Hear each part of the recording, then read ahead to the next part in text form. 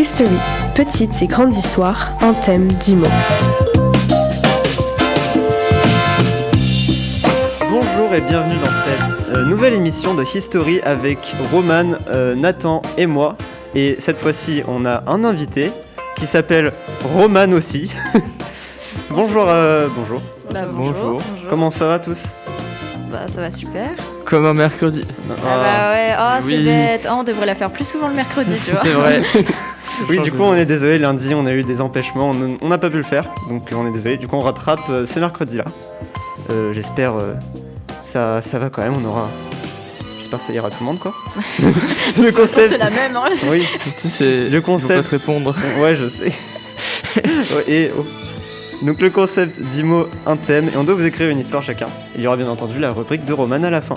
Pour petit rappel, les mots de cette semaine sont carnaval, partition, fossé, fromage, rotule, banane, anonyme, oiseau, dire, humeur, et le thème, donc c'était la chance. Donc sans plus attendre, on va passer à la première histoire de Roman Maifo. L'adulte, je dis ça car elle a 18 ans. Ok, alors avant de lire mon histoire, il faut que j'explique un peu. Donc depuis que j'ai commencé à écouter l'émission, il y a 3-4 semaines, j'ai décidé de reprendre vos mots depuis le début et d'écrire mon histoire comme vous. Sauf que j'ai gardé le même personnage à chaque fois et chaque épisode raconte une partie de sa vie ou de l'espèce humaine. Car oui, ce personnage, Nor, vit dans le futur dans les années 4100 et quelques, après l'extinction de l'espèce humaine, et donc elle appartient à l'espèce des gardiens. Et son principal trait de caractère, c'est le sarcasme. Nor est hyper sarcastique, même cynique à l'égard de l'espèce humaine. Elle passe son temps à se foutre de nos gueules, ouvertement, tout le temps. Donc les épisodes sont tous indépendants et celui d'aujourd'hui est assez philosophique. Désolée, pas de jolie histoire pour moi, alors accrochez-vous, c'est parti. Je m'appelle Nor et je suis née au 911e siècle ou en l'an 4165 pour vous. Je vous parle donc du futur. Et pour une fois, je ne vous parlerai pas de moi et je vous épargnerai mon sarcasme. Aujourd'hui, je suis seulement d'humeur admirative. Mais non, je plaisante. Vous avez vraiment cru que je pouvais ne serait-ce qu'un instant me retenir de me foutre ouvertement de vos gueules ? Si oui, vous n'êtes pas bien plus intelligent que des bananes d'huîtres. Je veux dire que vous êtes bien bêtes. Aujourd'hui, je parlerai de vous et d'un fait qui me surprend encore, votre existence. Ou plutôt la chance inconsidérée de votre existence. Au commencement de l'univers, si un mathématicien avait calculé la probabilité que toi, qui m'écoutes, existes, il aurait rajouté un nombre incalculable de zéros après la virgule. Mathématiquement, toi, humain anonyme qui m'écoute, tu n'existes pas. Et pourtant, tu existes. Mais ça, ce n'est qu'un détail rapidement écarté par nos sciences surdéveloppées. Ce qui me fait réellement rire, c'est la capacité que vous avez eue de vous plaindre du manque de chance de votre existence, de faire tout un fromage parce que vous aviez des problèmes négligeables dans votre vie et de dire, quand votre pseudo-malheur était à son comble, que vous auriez mieux fait de ne pas vivre. Vous avez depuis le début oublié que contrairement à vous, des milliards de potentiels individus n'ont jamais pu exister. Vous faussez la chance que vous avez, car vous avez fait partie de la minorité des humains qui ont existé et vécu.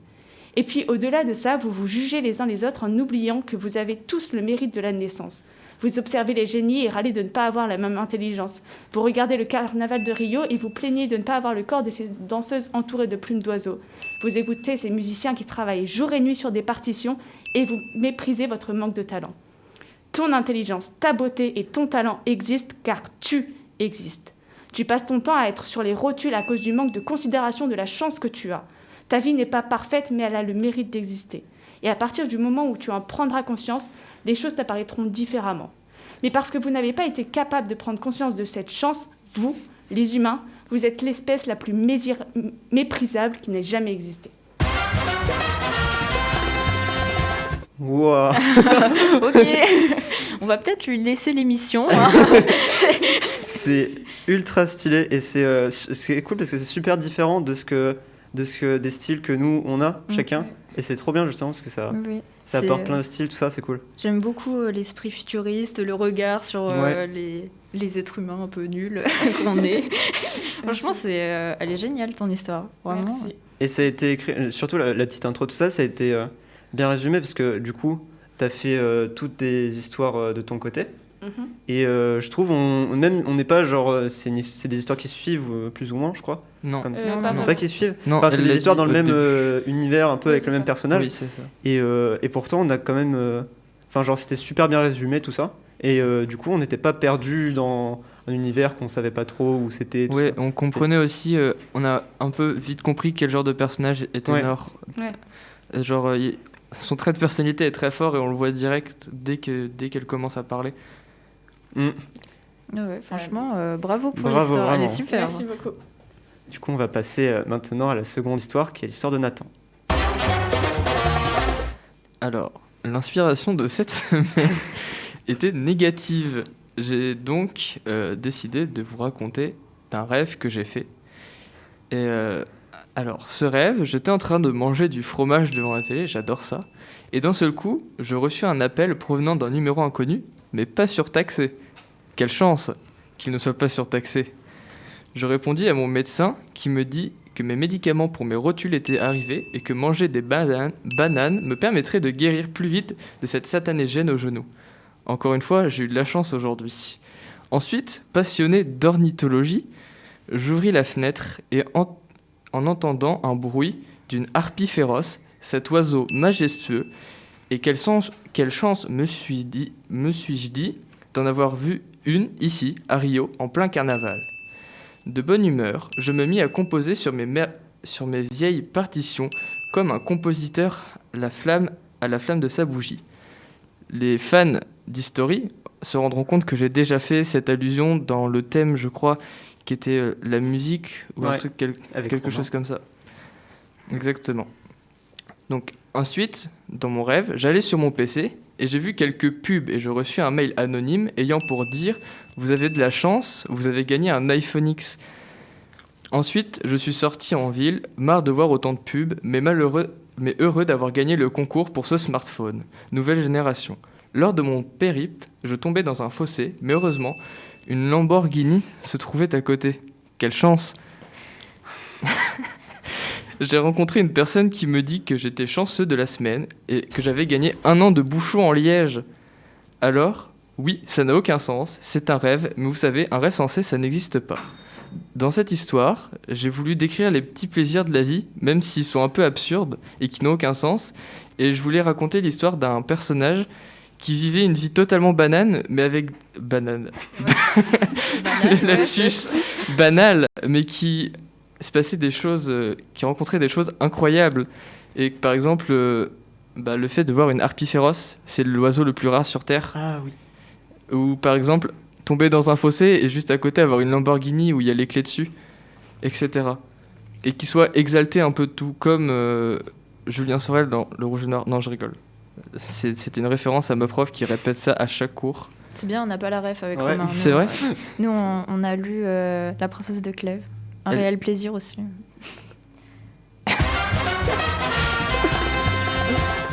Alors, du coup, on a un peu discuté de l'histoire au même moment. Oui, mais c'est vrai. Du coup, ouais, c'est cool. Non, pas vraiment. Mais c'est juste, je dis un truc qui est bizarre, c'est que y a pas genre. Il y a pas de fil conducteur. Ouais, voilà. C'est ça. Mais c'est qu'en fait, dans ma tête, quand j'ai imaginé cette histoire, c'est vraiment, en fait, genre mes rêves, ils n'ont aucun sens, et c'est vraiment des actions qui se passent. En fait, genre quand je me souviens de mes rêves, c'est souvent des flashs où il y a des actions qui n'ont aucun sens, qui ont lieu. Ok. Ça explique un peu mieux la forme de ton histoire. Oui, parce que d'un coup, il est à Rio, ensuite il est en fossé, tout ça. On passe du coq à l'âne un peu comme ça. Et du coup, là, ça explique vraiment mieux ce qui se passe dans ta tête, en fait. Tu es fou, Nathan. Voilà, c'est ça. Non, mais en vrai, est-ce que, genre, vous, quand vous vous souvenez de vos rêves, vous vous souvenez de toute l'histoire dans l'ordre et genre, il y a un fil conducteur, etc. Non, pas du tout. Moi, je me souviens pas de tout, mais quand je me réveille, j'ai envie de continuer mon rêve. Donc ça doit vous arriver. Oui. Et en fait, je suis encore en semi-rêve et donc je me souviens un peu de ce qui s'est passé. Donc j'essaye de continuer. Et après, quand je me réveille, je sais pas, 30 minutes après, je me souviens plus de rien. Et c'est très frustrant parce que je sais que j'ai passé un bon moment, mais je saurais pas le raconter. Oh. Voilà. Et toi, Romane ? C'est pareil, genre comme toi. Mais après, il y a des rêves où je me souviens vraiment de tout, du début à la fin. Et non, parfois, ce qui m'arrive, c'est aussi de changer de lieu dans un rêve. Tu sais, tu passes une porte et tu arrives à l'autre bout du monde sans comprendre. Un peu comme mon personnage, mais qui lui ouvre la fenêtre et est à Rio. Voilà, c'est ça.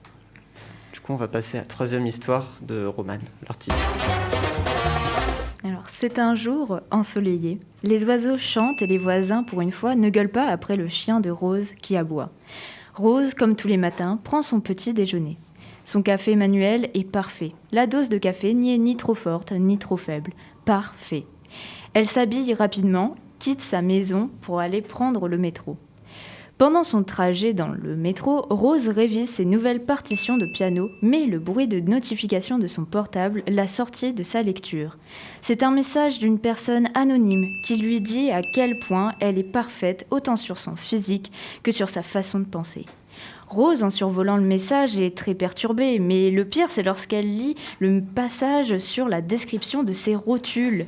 L'inconnu lui décrit ses genoux d'une manière très inquiétante.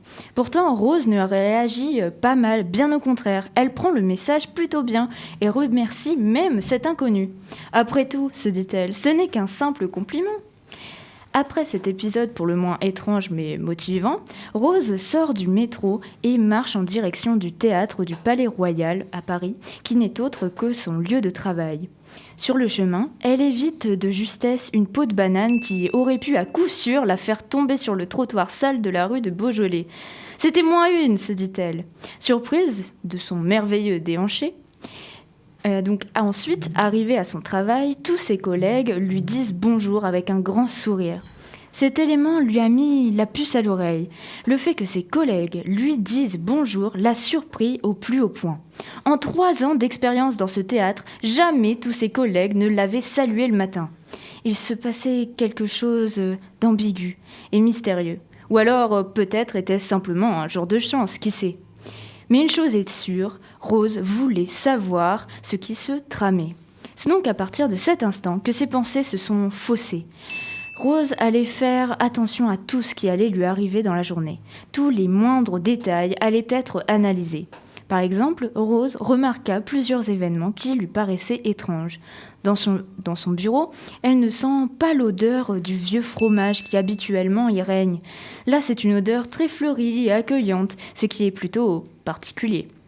Ensuite, quelques heures plus tard, lorsque Rose part de son travail pour aller manger, elle est tombée nez à nez avec un bouquet de roses, là, posé sur le trottoir parisien. C'est encore une fois très bizarre. Rose ne croit pas à la chance. Tous ces événements lui font plutôt penser à une blague ou une bonne intention d'un admirateur secret ou d'une admiratrice secrète. Elle ne s'est pas trompée. Le soir, une femme est venue vers elle et lui a avoué qu'elle était amoureuse d'elle depuis la première fois où elle s'était parlé. C'était le jour du carnaval de Dunkerque. Rose était déguisée en Maya l'abeille et l'autre femme était en Wonder Woman. Rose avait fait une blague à Louise, donc c'est le nom de l'admiratrice secrète de Rose, et c'est ce qui les avait lancés dans une discussion passionnée, qui parlait à la fois de tout et à la fois de rien. Après cette journée, les deux femmes s'étaient échangé leur numéro de téléphone, mais elles ne s'étaient jamais revues, au grand regret de Louise qui était trop timide pour relancer la discussion. C'est pourquoi, aujourd'hui, le 14 février, Louise a décidé de prendre son courage à deux mains et de déclarer sa flamme à Rose.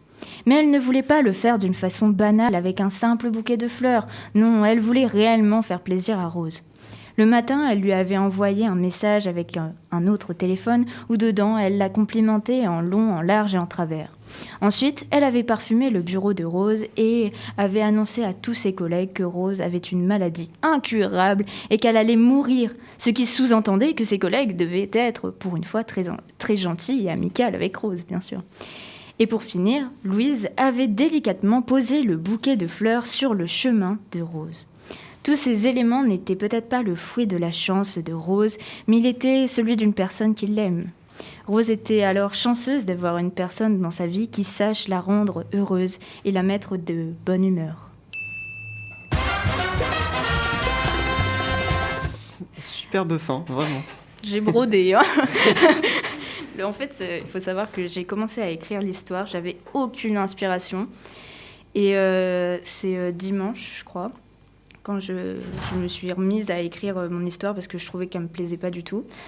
Je suis partie là-dessus. Je me suis dit, bon, c'est peut-être pas de la chance, mais c'est de la chance d'avoir rencontré cette personne, en fait. Et, est-ce que c'est de la chance ? C'est de la chance d'avoir rencontré cette personne. Est-ce que le destin, c'est de la chance ? Le destin. C'est qui croit au destin ? C'est la chance qu'elle se soit, se soit croisée ici. Tu vois, C'est si vrai. ça se trouve, si Rose n'était pas déguisée en Maya l'abeille, mais plutôt en Casimir, je ne pense pas qu'elle se serait parlé. Et ça, Oh, c'est la ouais. chance qu'elle se... La chance qu'elle s'est habillée en Maya l'abeille. Voilà, c'est ça. Par contre, Moi, j'essaye d'argumenter. j'ai bien aimé le fossé. Tu l'as utilisé en mode le fossé. Comment ça s'appelle? Le verbe, en fait. Ouais. Moi, j'avais pensé, vraiment, je n'arrivais pas à trouver un autre sens. Pour moi, c'était que le fossé qui est sur le bord de la Ah. route. Mais le fossé, ça s'écrit avec un O. Oh, ouais. Ouais, mais on avait dit qu'on avait le droit de jouer sur la sonorité. oui, c'est Ouais. vrai. C'est vrai. Bah, j'ai hésité à jouer sur la sonorité, puis je me suis dit, je vais essayer de jouer le jeu et prendre le verbe. Mhm. Et j'avoue que j'ai eu du mal à le caser, hein, vraiment. Donc maintenant, on va passer à la dernière histoire qui est la mienne. Le monde est rempli d'équations compliquées, transformant certaines choses en une autre, de masse égale avec le même nombre d'atomes à l'entrée qu'à la sortie. C'est aussi le cas de la chance, je m'explique, car ça peut être un peu compliqué comme ça. Donc un exemple concret, lundi, les membres de l'émission History n'ont pas pu animer leur émission sur la radio de leur lycée Delta FM. Donc suite à un rattrapage de contrôle ainsi qu'un rendez-vous médecin. Ce manque de bol a dû, quelque part dans le monde, lundi dernier, mettre un mec de bonne humeur, mais vraiment, il a dû passer une super bonne journée. Bon, arrêtons les explications, je pense que vous avez compris. Quand quelqu'un est très chanceux, quelque chose s'équilibre qui fait que quelqu'un d'autre est très malchanceux, pour que ce soit un peu égal. Ah, Et donc, je- Oui. j'avais pas tout compris. ah mince, oh. Bon, bah, Arrêtez continue ton l'explication histoire, et laissons place à mon histoire. Sébastien et Philibert Philibert sont deux amis qui vont tous les jours ensemble au lycée car ils n'habitent vraiment pas loin.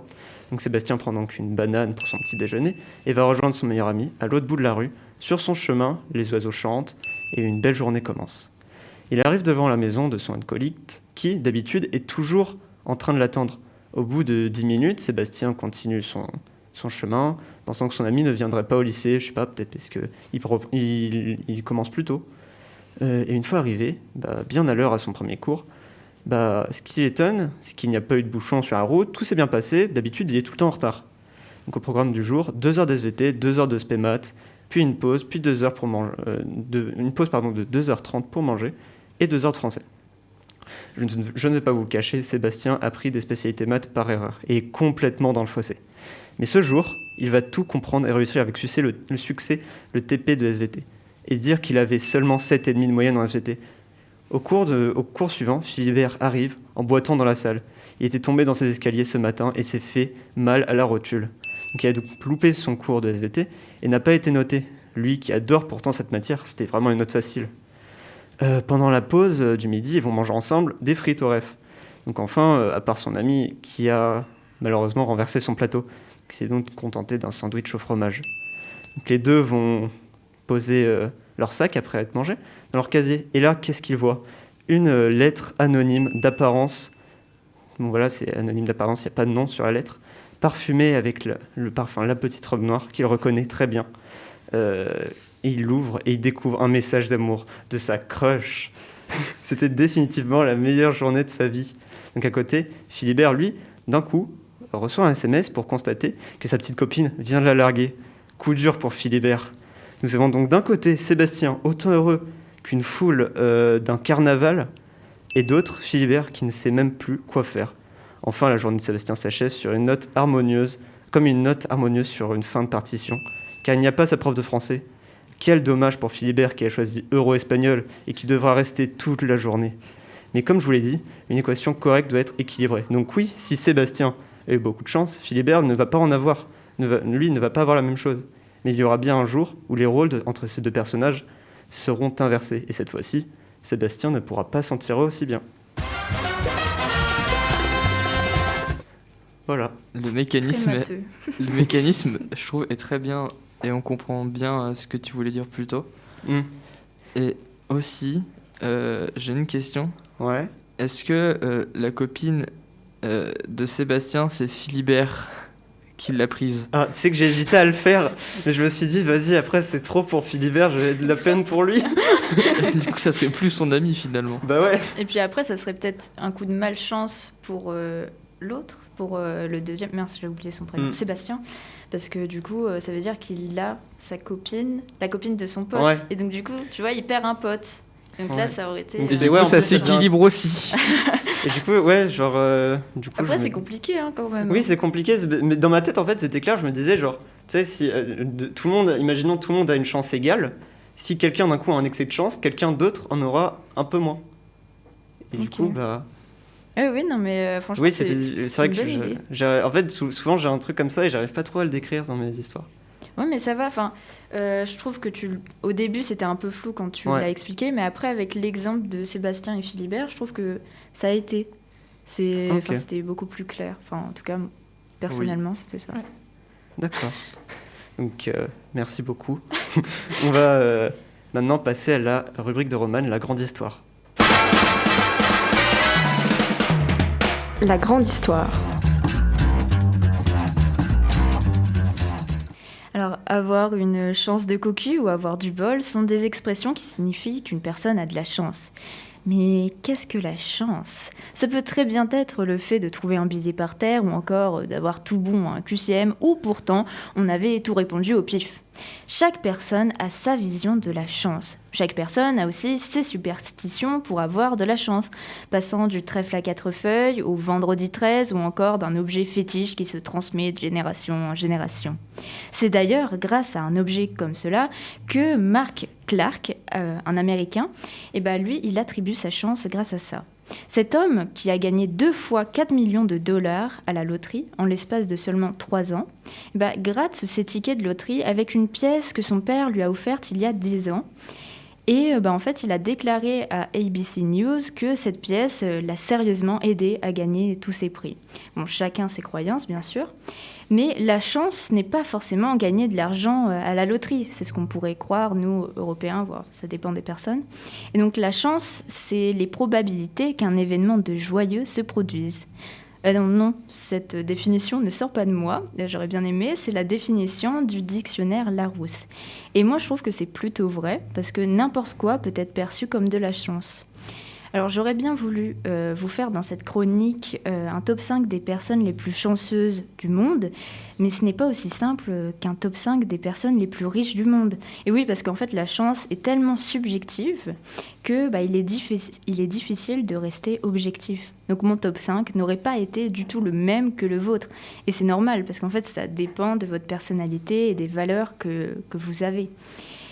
Mais même sans gagner au loto, ni même trouver une feuille à 4 trèfles, nous sommes tout le temps chanceux. Mais cette chance, elle est tellement devenue banale pour nous, Européens, voire même pour tout le monde, qu'on ne se rend même plus compte des privilèges qu'on a. Donc pendant que nous percevons la chance comme gagner au loto, d'autres personnes, moment triste, elles assimilent la chance à avoir à manger ou à boire chaque jour. Donc la chance est subjectif, je le répète, mais c'est très compliqué de faire une chronique là-dessus parce que, moi ça a été très compliqué de la faire parce qu'en fait chacun, bien sûr, a sa définition et moi je vais vous donner la mienne du coup. Moi je pense qu'au lieu d'espérer bon nombre de choses, en fait on devrait plutôt faire un bilan de ce que l'on a déjà et ça déjà ça pourrait... on pourrait s'apercevoir qu'on a de la chance et qu'on n'a pas besoin d'autres chances. Donc, je suis désolée. Aujourd'hui, je ne vous ai pas appris grand-chose, c'est vrai. C'était pas une grande histoire. Ça te fait réfléchir sur soi-même. Voilà, c'est ça. Non, mais en vrai, c'était une émission très philosophique. Ouais, c'était... Voilà. Mais parce que la chance, c'est compliqué. T'aurais pu faire un top des porte-bonheur des différentes régions du monde. Par exemple, en Asie, je crois, dans les temples, ils donnent des porte-bonheur. Ou par exemple, nous, les faire à cheval ou jeter du sel, etc. T'aurais pu faire des coutumes comme ça. Ouais, c'est vrai, j'y ai pas du tout pensé. Je vais pas te le cacher. Et du coup, moi, je te la donne quand l'émission est finie. Merci Nathan. De rien. Mais du coup, c'était très compliqué pour écrire la chronique parce que j'avais vraiment pas d'idée. Je voulais faire les coups de chance qui s'étaient passés durant l'histoire, je sais pas, pendant des guerres, des coups de chance, mais c'est beaucoup trop compliqué à trouver. Je suis vraiment désolée. Il faut les sources. Ouais, voilà, c'est ça. Parce qu'après, n'importe qui peut dire « Ah, Napoléon avait mal à la jambe et c'est ce qui lui a évité de faire une bataille où il a pu mourir. » Tu vois, par exemple. Enfin bref, c'est assez compliqué. Donc je m'excuse si cette chronique vous a déçu. Elle était vraiment bien, pour de vrai, pardon. Merci. Alors, donc, merci beaucoup d'avoir écouté History.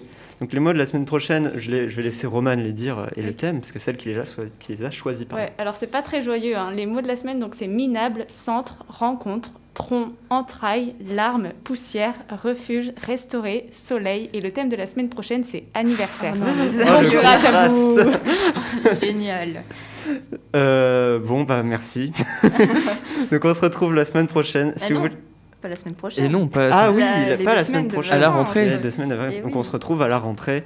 Si vous voulez participer ou bien donner des mots ou un thème, n'hésitez pas à nous contacter sur nos mails personnels ou le mail de Delta FM, donc contact@radio-delta.fr. Pour finir notre émission sur le thème de la chance, on vous laisse sur la chanson de Elvis Presley, I Got Lucky. Et donc c'était Romane et aussi Romane. Bah, ça fait T'as 3 t'as dit 3 fois, Roman. Ah mince Romain, Nathan, Romane et aussi Romane, voilà. Au revoir, on se retrouve lundi à la rentrée. Bonnes vacances.